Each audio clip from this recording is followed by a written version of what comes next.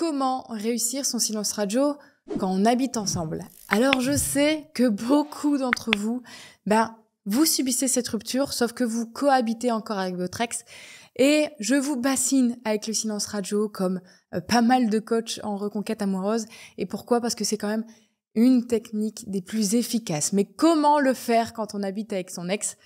Je vous le dis tout de suite. Alors, le silence radio, c'est encore plus difficile à maintenir quand on cohabite avec son ex, mais c'est possible d'adapter absolument cette technique de manière efficace, tout en respectant certaines règles, bien entendu. Alors, voici mes quelques conseils pour réussir un silence radio dans cette situation spécifique, tout en préservant finalement un environnement qui sera bon pour votre reconquête. La première chose, ça va être finalement d'établir des limites claires entre toi et ton ex. Donc, avant de commencer le silence radio, tu peux avoir justement cette conversation mature, respectueuse avec ton ex pour justement poser des bases claires. T'expliques tout simplement que tu as besoin d'un peu de distance pour pouvoir réfléchir, mais que ça ne signifie pas que tu es agressif, que tu es hostile envers ton ex. C'est vraiment juste pour permettre d'éviter des malentendus, de montrer que finalement tu respectes sa décision, tu respectes ton ex, malgré cette décision de prendre du recul. C'est vraiment dans le sens où, ok, tu as compris ce que ton ex voulait, donc cette rupture, et du coup tu respectes sa décision et tu lui en fais part. Je respecte ta décision, mais pour le coup, de mon côté, moi j'ai besoin de prendre du recul. Donc, si tu ne sais pas trop comment le dire à ton ex, tu peux par exemple utiliser cette phrase. Je pense qu'il serait bien qu'on prenne un peu de distance l'un par rapport à l'autre, même si on vit sous le même toit. Ça m'aiderait vraiment beaucoup à mieux réfléchir à cette situation et à nos besoins respectifs. De cette manière-là, ce n'est pas de manière agressive que tu vas parler de cette, on va dire, de cette distance que tu vas imposer, entre guillemets. Donc, et en disant « je pense », tu n'as pas cette communication, on va dire, qui peut être frontale, qui peut être dans l'agressivité. Donc, de le dire de cette manière-là, ça va aider à ce que ton ex accepte de toute façon, elle ou lui aussi, du coup, cette décision que tu prends. Donc, maintenant que tu as annoncé à ton ex que tu souhaitais justement cette distance, il va falloir la créer, cette distance, cet espace physique vraiment entre vous. Donc, bien que vous viviez encore ensemble, ça va être essentiel de créer des moments où finalement, ton ex et toi, vous aurez votre propre espace. Donc, pour le coup, il faudra que tu passes plus de temps dans ta chambre peut-être ou à l'extérieur de la maison. Ça aidera à réduire au maximum les interactions tout en finalement facilitant la mise en place justement du silence radio. Alors, pour le coup, mon conseil, ça va être d'adapter, pourquoi pas, tes horaires pour minimiser les moments passés ensemble entre toi et ton ex, pour vraiment qu'il y ait ce silence radieux, qu'il y ait cette coupure entre vous deux. Tu pourras aussi consacrer peut-être plus de temps à tes activités personnelles, comme le fait de sortir avec des amis, le fait de faire ton sport peut-être ailleurs et pas à la maison, de te mettre un peu plus à d'autres loisirs aussi peut-être pour être vraiment beaucoup moins présent à la maison. Le fait d'être moins présent à la maison physiquement, alors que d'habitude vous l'êtes peut-être tout le temps, ça aussi, ça va, alourdir dans le sens où ça va aider encore plus le silence radio, parce que tu vas créer vraiment ce manque encore plus avec cette distance physique. La troisième chose à faire, ça va être vraiment d'éviter les interactions inutiles. Alors, je sais que tu veux absolument garder ce lien avec ton ex. Mais pour le bien de ta reconquête, tu dois vraiment éviter les interactions inutiles. Alors, bien sûr, dans la mesure du possible, mais il faut que tu limites ces conversations juste vraiment à des aspects pratiques finalement de votre vie commune. Par exemple, des discussions sur les courses, sur les factures ou sur la gestion de la maison. Ok, ça peut être abordé de manière neutre et brève. Tu dois vraiment éviter tous les sujets de type émotionnel ou de type personnel pendant cette période de silence radio. Donc, garde des discussions professionnelles ou questions organisation par rapport à la maison. Ok, tu peux les garder, mais ça doit quand même rester assez court et assez précis. Par exemple, tu cherches les clés le matin, voilà. Est-ce que tu peux me dire où sont les clés? Merci. En restant bien entendu assez courtois. Ou alors, juste par rapport aux courses, écoute, il faudra du lait cette semaine, merci aussi. Vraiment, le plus court possible et le plus bref possible pour éviter les sujets qui vont déraper, que ce soit de ton côté ou même de celui de ton ex. Mais en tout cas, là, je cherche à ce que tu fasses au mieux le silence radio. Donc, évite les sujets qui vont parler de tes émotions ou de la rupture même, d'accord ? Mon 4e conseil, ça va être que tu adoptes finalement une communication minimale et respectueuse. Alors, ça diffère du conseil que je viens de te donner, parce que là, c'était vraiment d'éviter les interactions. Tu dois éviter les interactions, et là, tu dois adopter une communication vraiment minimale. Parce que comme je le sais, souvent, tu veux garder ce lien, et éviter, c'est pas facile. Mais je sais que l'idée du silence radio, c'est de pas échanger, mais il faut que ça reste faisable, finalement, quand tu cohabites avec ton ex. Donc, opte vraiment pour des réponses courtes, sans te montrer trop distant ou trop froid. Si ton ex engage, on va dire, la conversation envers toi. Parce que éviter, c'est toi qui dois éviter d'y aller pour rien. Et là, c'est si ton ex revient vers toi, bien sûr, tu réponds, mais de manière encore brève et assez précise et respectueuse, bien entendu, sans aucun engagement émotionnel de ta part.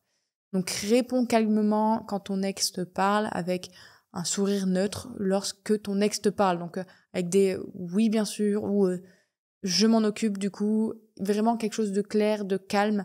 Et ça va être surtout le 5e conseil, de rester calme et détaché émotionnellement. Parce que l'un des objectifs du silence radio, c'est de créer du manque et de permettre finalement à l'autre de ressentir ta valeur, percevoir ta valeur. Donc pour y arriver, il faut que tu restes calme et détaché, sans provoquer de conflit. Parce que sinon, ton ex te verra toujours de manière négative. Et si des tensions arrivent, des disputes arrivent, évite d'alimenter encore plus ces disputes. Recentre-toi vraiment sur ton objectif de mise de distance, justement, avec ton ex. Tu dois être vraiment pas froid, tu dois être distant vraiment émotionnellement. Tes émotions doivent se détacher de ton ex. Donc, si tu sens qu'on va dire qu'un conflit va arriver, qu'une dispute va arriver et que tu as du mal à garder ton calme, le mieux, c'est vraiment que tu prennes du recul en allant sortir le chien, en allant sortir les poubelles ou juste en allant dans une autre pièce pour vraiment que tu puisses respirer, te calmer et après revenir pour répondre et adopter justement une communication minimale et respectueuse, qui était le 4e conseil, je le répète. Mon 6e conseil, ça va être d'être dans de la cohérence dans ton comportement. Ça va être vraiment essentiel pour toi de pas envoyer de signaux contradictoires, parce que si tu maintiens une distance émotionnelle, dans ce cas, évite de tomber dans des comportements un peu trop ambigus, comme le fait d'être un peu affectueux, de chercher à faire des câlins à ton ex ou chercher de l'attention de ton ex. Parce que ça risquerait carrément de brouiller le message que tu essaies de mettre en place avec ce silence radio. Et du coup, ton silence radio sera complètement inefficace. C'est un peu comme si tu disais à ton ex « Non, mais je veux pas qu'on soit ensemble, je veux plus du tout qu'on se remette ensemble », mais à côté de ça, tu lui fais des câlins, tu demandes à ce que ton ex prenne soin de toi. C'est pas logique. Là, dans cette période de silence radio, il faut pas faire ça. Plus tard, pourquoi pas, dans des techniques de séduction, où là, dans ce cas, il y a de retour, on va dire, plus de complicité. Là, il n'y a pas encore cette complicité, vous l'avez perdue. Donc, il faut d'abord te recentrer sur toi. Je le rappelle, c'est le but du silence radio. Enfin, je ferai un petit rappel de à quoi sert le silence radio et comment ça doit être utilisé. Mais d'abord, je donne les derniers conseils quand tu habites justement avec ton ex. Le 7e conseil, ça va être d'éviter les réseaux sociaux pour communiquer indirectement.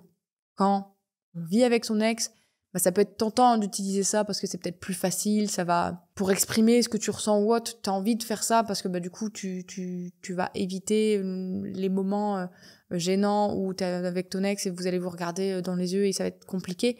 Vraiment, évite de faire ça pour exprimer tes émotions. Le silence radio doit être réellement respecté. Sinon, tu risques de donner l'impression que tu cherches finalement à provoquer une réaction de la part de ton ex. Comme si tu cherchais un conflit ou cherchais une dispute. Comme si tu vas chercher de la communication ailleurs alors que de l'autre côté, t'es distant et froid. C'est pas logique. Il faut vraiment que ton comportement soit cohérent. Donc, évite d'utiliser les réseaux sociaux pour discuter avec ton ex et surtout de tes émotions.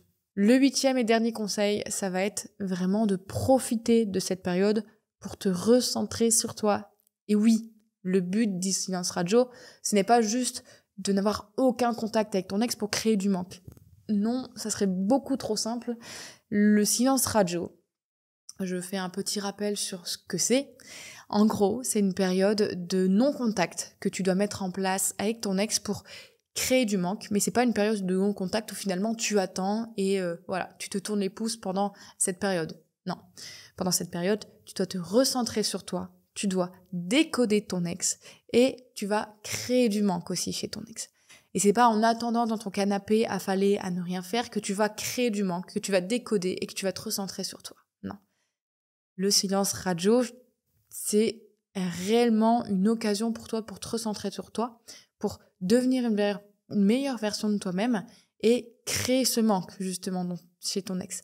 Donc utilise ce temps pour te développer, te recentrer sur tes propres besoins, sur travailler sur ton évolution que tu devrais mettre en place pour t'améliorer toi, mais aussi pourquoi pas sur sur ce que tu auras décodé de ton ex aussi. Le but, si tu souhaites bien entendu récupérer ton ex, c'est de t'améliorer aussi par rapport aux erreurs que tu as pu commettre dans ton ancienne relation avec ton ex.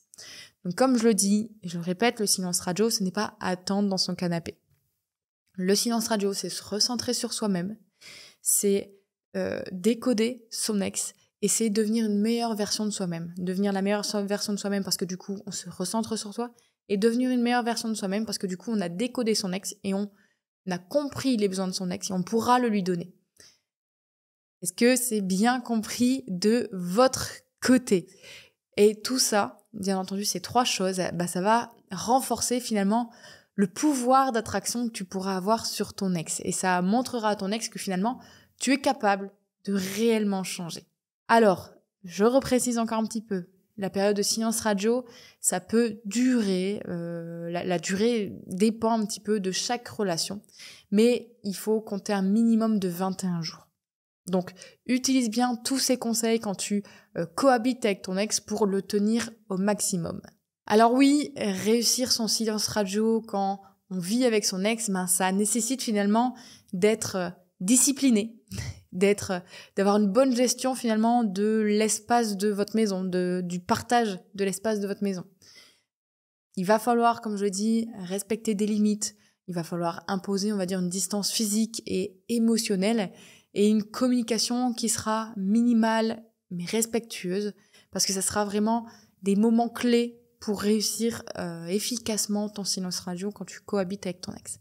Et ça va te permettre justement de créer cette dynamique de nouvelles relations, on va dire, et de commencer à semer un petit peu des petites graines dans la tête de ton ex et créer ce manque qui est utile pour une reconquête, même en vivant donc sous le même toit de ton ex. Surtout, si tu veux récupérer ton ex, je te conseille de commencer par faire le quiz gratuit que tu trouves en barre de description. Ça ne te prend que 5 minutes. Sur ce, je te dis à la prochaine. Bisous!